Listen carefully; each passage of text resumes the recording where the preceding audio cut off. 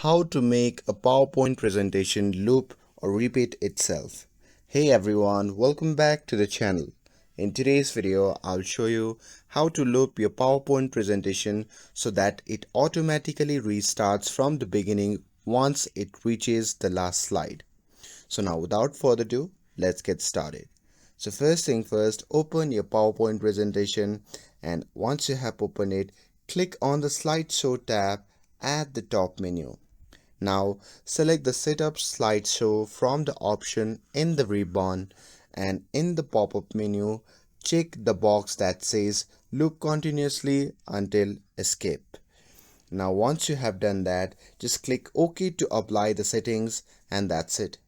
Now when you play your slideshow, it will automatically loop back to the first slide after reaching the last one, and it will keep looping until you press the escape key. And that's it.